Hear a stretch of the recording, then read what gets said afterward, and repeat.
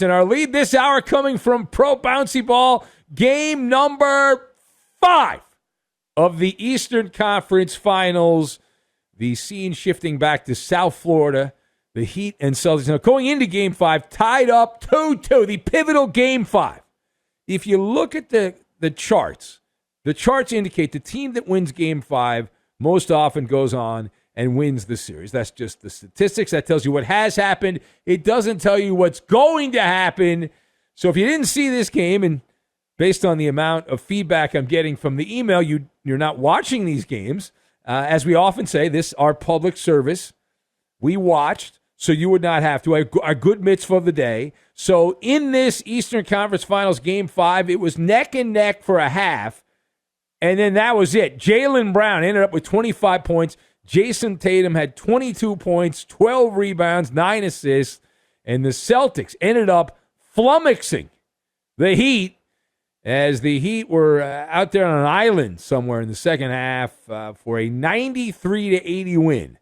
So what does that mean? That means Boston is now 1 win away from winning the Eastern Conference and going to the NBA Finals for the first time in a brief amount of time. And they head back now to the Commonwealth for Game 6. That'll be Friday night, game number 6. They're doing the every other day thing. But for our purposes, we're not going to sit here and wax poetic about the Celtics. We'll let other people do that. They can smooch all over Boston. The better story, though, in the losing locker room, and that would be in South Florida. So let us discuss the question. How does one explain that performance by Miami in a home game? So I've got Maritime, Record Scratch, and the Macy's Thanksgiving Parade. And we will combine all of these random things together, and we'll find out what's in the box. We'll find out. All right, so A, there is no excuse that will be accepted for this El Stinko from the Heat. Now, some will say Boston's a great defensive team. Okay, I get it. Miami also not a bad defensive team, but both of these squads took turns. They were rolling around in the stink for the first 24 minutes. It was not the most aesthetically pleasing basketball. Clankety clank. The Heat managed to have a 5-point lead, so they did not play well in this game. They had a 5-point lead at halftime of the game. And the turning point, third quarter. You saw the game, you know exactly where everything went haywire for one team, and the other team was smiling and dancing around, having a grand old time, having a wonderful time. That would be the Celtics, who had the vim and vigor, while the Heat took a siesta.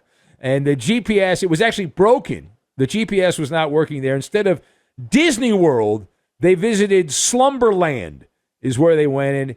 Very sluggish. Boston, again, they're not a bad defensive team. They're one of the better defensive teams. You could argue the greatest defensive team in the NBA. They had Defensive Player of the Year, Marcus Smart. But they're not that good. They got a helping hand from the other team wearing the Heat uniforms there. Miami shot in the third quarter, the fateful third quarter there. They shot less than 17%. They took 24 shots in the third quarter, missed 20 of them. Shot 7% from three-point range. The starting lineup for the Heat shot 1 of 14 in the third quarter. The entire night in the second half, from halftime to the end of the game, was a Maritime mishap. The Heat could not hit water if they fell out of a boat in the middle of the Atlantic from downtown. Now, to give you an idea how terrible they were, they attempted 45 shots from behind the three-point arc, 45, which seems to be a normal number these days in the NBA. All they do is it's pitch it out to the three-point line, shoot it, and do it again over and over. 45 three-point shots, 38 of them missed. 38 of them missed.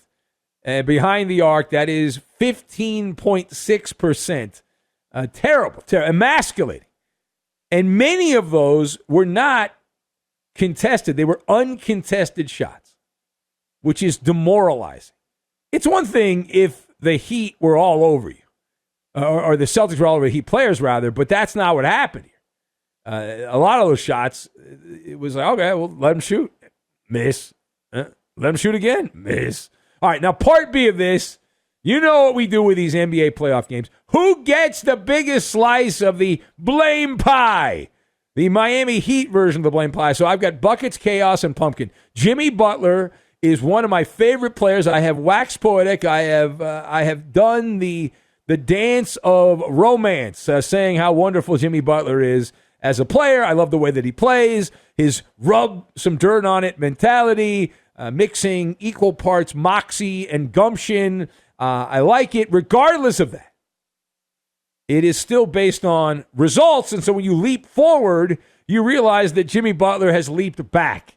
And it's a results-based operation, and he is the one that sets the standard, Butler. And this has been, the last couple of games, has been a record scratch performance. All right? You are what your numbers say you are, and of late, he's a bum. Jimmy Buckets has been a bum. In the last two games combined, just dreadful.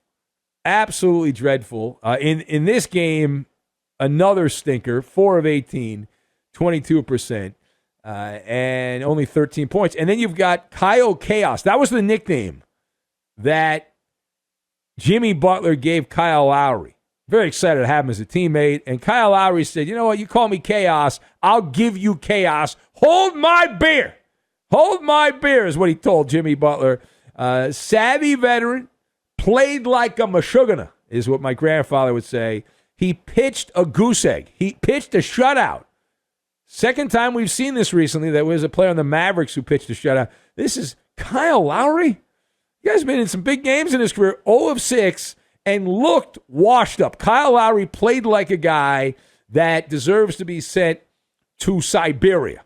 He is the Achilles heel, or at least the bench. And then you've got Max Strus, the great story, breakout shooting star, looked like an absolute sniper for the Miami Heat early in the playoffs. Now, in this game, 0 for 9. Forgetting the tricks of the trade, 0 for 7 from three-point range. It was a Cinderella's magic carriage, turning back into a pumpkin kind of a night. All right, so last word here. The odds, what are the odds that we see a Game 7 between the Heat and Celtics, which would mean Miami has to win another game on the road in Boston, something that the Celtics have been able to do to win a couple of road games. So we flipped the script on this, and will Miami be able to force another game past Friday night? So the MALLER Sportsbook odds plus 1,100. Now that implies about an 8% chance.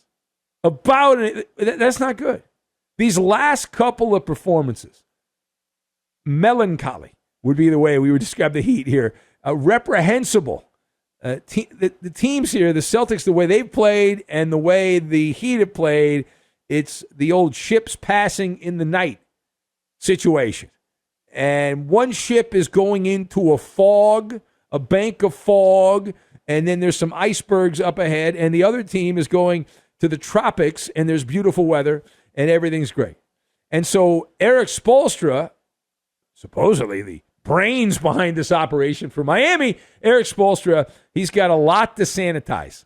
He's got a lot to sanitize here, and it starts with the Butler. And Jimmy Buckets, as he goes, go the Heat. Right now, Jimmy Butler is a moth to the flame. He's on a mission to burn, baby, burn. And since his return from injury, last two games, Butler is shooting less than 22% from the field, less than 15% from three-point range, and less than 10 points per game. That's your franchise. That's your franchise player, and the only player worth their salt on the entire team, and that's what you're getting the last couple games. And so when this series ends, and it's close to ending here, what's the reaction going to be? What happens? Well, here's what I anticipate. A Macy's Thanksgiving parade of excuses. Line them up and parade them and do the conga. Do the conga when you're walking doing the excuses that this guy's thingamajig is hurting and that guy's whatchamacallit's all messed up here. And we say this because we've seen this. We know how this works It's never, hey, they were just better and we sucked at a time you cannot suck. It's always, well, we would have won, but, it's like Scooby-Doo, the old cartoon Scooby-Doo back in the day. It was like, well, we would have gotten away with it if it had been for you meddling blankety blanks. And that's the way it goes. That's the way it goes. No, it sucks, but health, yet again, you look at all the dominoes, all the variables, and health is the biggest variable. You got to finish the race. And if you're out there and you're not getting the job done, you're not going to get the glory. And people are going to complain. That's how it works. And they should complain. It's not, woulda, coulda, shoulda. That's not how that works. It's not quite how that works.